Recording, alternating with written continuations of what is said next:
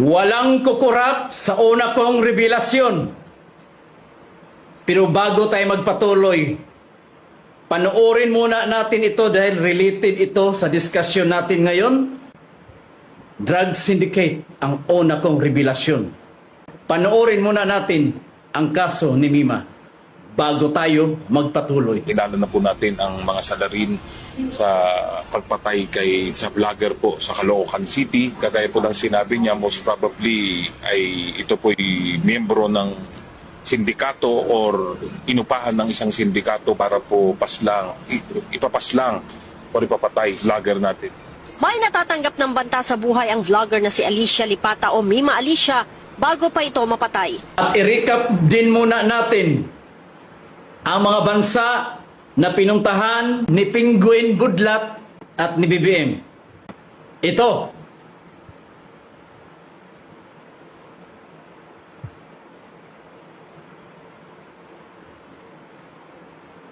Kung napanood nyo ang previous vlog ko nung nakarang mga araw, na kung saan nag-trending yon ng almost 3 million views doon sa pag-repost ni Makata ng Bayan.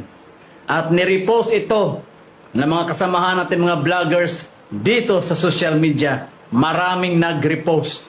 Ito po ay patunay lamang na ang pagkamatay ni Mima Alicia ay may kinalaman ang member ng mga sindikato na naayon sa report. Pero nakapagtataka lang, correct me if I'm wrong, na itong post na ito is noong 2024 pa. Ewan ko kung nagkakamali ako, dahil sa pag-verified ko, noong 2024 pa ito. So, big question mark pa rin, o ang salarin, o ang tunay na salarin sa pagkamatay ni Mima Alicia. So ngayon, isa-isahin na natin ang drug syndicate na nandito sa ating bansa at sa labas ng ating bansa. Unahin natin ang foreign group of drug syndicate na nakabase sa Asia, Pacific at US. 5 grupo po ito na mga higanting drug syndicate na nandito ngayon sa ating bansa na nagpayuhot ng silver at pulburon. Hindi ko nababanggitin. Yung silver na sinasabi ko, yun yung favorite ni BBM. At yung pulburon, yun yung paborito ng mga lokal natin na mga bangag na nandyan sa mga kanto, na nandyan sa mga katambayan. Yun yung pulburon. Pero yung paborito ni BBM, yun yung silver. Okay, ngayon, una kong banggitin ang pinakahiganting foreign drug syndicate na nakapasok sa ating bansa sa panahon ng pamumuno ni BBM at Lisa. Knowing na ang pinakaunang biyahe ni Lisa at ni BBM noong 2022, if I'm not mistaken, is sa US. At sa mga nagtatanong dyan kung bakit ako kumalas. Alright, ganito yon. Noong June 2022, doon na nag-umpisang umupo si BBM. Pero after 4 months, marami na akong napansin. Kasama na doon ang una kong revelasyon na may mga malaking sindikato sa likod ni BBM. Kaya kumalas na ako hanggat maaga pa. At nakalimutan ko pa doon ang human trafficking. Yun yung pang-apat na mga higanting sindikato na nasa likod at nakapaligid ni Lisa at ni BBM. Si Lisa, ang coordinator sa mga yan. Si Lisa, ang siyang naging dahilan ng lahat ng kaguluhan sa ating bansa dahil under niya si BBM, kontrolado niya si BBM. Siya ang presidente ng ating bansa. Yan si Lisa. Kaya bakit niya naging kakampi ang mga dilawan at walang magawa si BBM doon dahil under si BBM ni Lisa. Yan ang katotohanan na hindi matatakasan ninuman sa atin. Kaya kumalas na ako dahil hindi ko kaya yung script na takpan ang kawalang hiyaan ng mga sindikato sa ating bansa. I don't know. Sa mga darating na araw, mabubuhay pa ako. God knows everything. Kung itumba man ako, sisiguraduhin ko na babalikan ko sila. Dadalawin ko sila araw-araw sa Malacanang. Okay, banggitin na natin ang napakahiganting foreign drug syndicate na nakapasok sa ating bansa. Ito ang tinatawag na Samgor. At itong Samgor na ito ay may mga alliance. Grabe, napakalaki. 5 triads. Ang tinatawag na 14 key. Ang tinatawag na Bamboo Onion. Ang tinatawag na Big Circle Gang. Ang tinatawag na San Yen On. At Wo Shing Wo na nakabase sa Hong Kong ang Taiwan. Trade in Asia Pacific. At dito dineliver sa Pilipinas na ikinarga sa barko. Nito niladang pulburon ang ikinarga sa barko at dineliver dito sa atin doon sa Zambales, Bataan, Ilocos at Mindanao. Banggitin natin ang pangalawa. Itong pangalawang higante ng drug syndicate ay tinatawag na Golden Triangle Networks. Origin from Myanmar and Thailand at dineliver dito sa Pilipinas. Ang pangatlong foreign drug syndicate, Chinese Link Networks, associated with the names Mr. P. C. and Mr. M.Y. Di na natin magitin ang full name dahil delikado itong mga taong ito. Ang pang-apat na foreign drug syndicate na paborito ni BBM na i-deliver sa Pilipinas ay ang Indian Link Groups na nag-supply ng silver dito sa Pilipinas. Dineliver ito sa Laguna nitong taon lang noong February 2026. Bago pa lang. Ay my God. Alam nyo, no? Nakakalula. Stay tuned!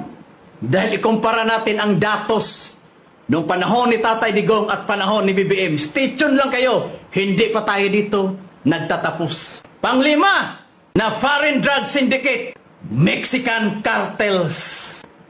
Ito yung nakabase sa US na kung saan palaging nandoon si Lisa at BBM. Na kung saan, kung naalaalan nyo, na may nagurgur doon dahil na overdose.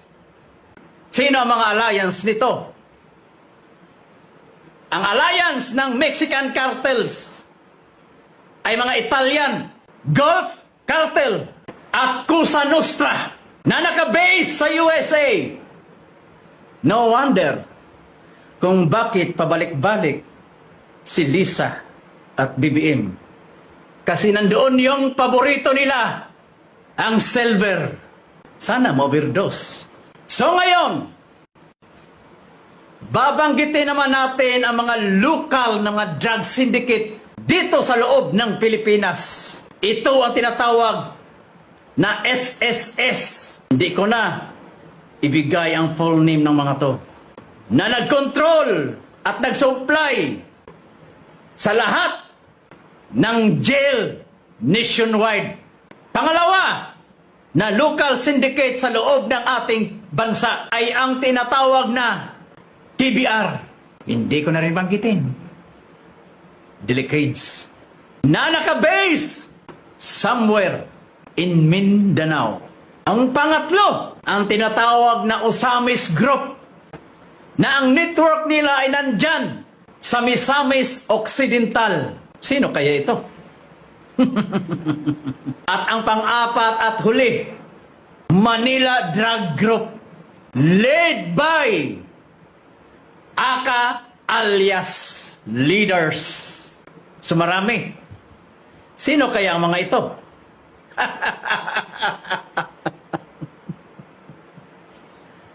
Dodong Abalos, kumusta? Kinumusta lang kita. So, ayon sa aking pananaliksik, from 2022 na pagkakaupo ni BBM until sa kasalukuyan 2026, ang mga nahuhuling foreign drug syndicate ay 30 to 40 groups lamang ang kanilang nahuhuli. Very low number of mga higanting foreign drug syndicate ang nahuhuli nila from 2022 to 2026. I don't know. Baka data lang ito, pero absuelto. Kaya ayaw kong mag-vlog sa kanila eh. Ayaw kong itaya ang kinabukasan ng mga kabataan para takpan ang katotohanan. Okay, patuloy tayo! Sa panahon ni BBM from 2022 to 2026, ang mga nahuli nilang local drug syndicate sa ating bansa ay nasa 28 to 30 people only ang kanilang nahuli. Napakaliit ng datos. Hindi niyo na ba napapansin? Sobrang tahimik ang war on drugs ngayon.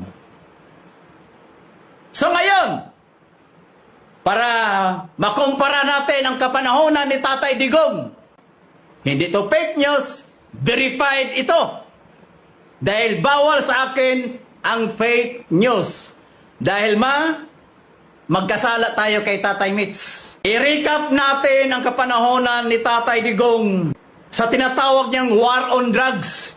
At ang total na datos na nahuli ni Tatay Digong sa kanyang kapanahonan from 2016 to 2021 ay humigit kumulang ng 225 giant foreign drug syndicate to 230 groups of foreign drug syndicates ang nahuli under the watch of Tatay Digong. Ikumpara nyo kay BBM. Ang nahuli lang niya is 30 to 40 groups only. Questionably pa yon kung totoo nga ba. At yung mga nahuling local drug syndicate, mga local drug syndicate mga drug lord, ay nasa 1,400 groups of local drug syndicate. Ganon kadami.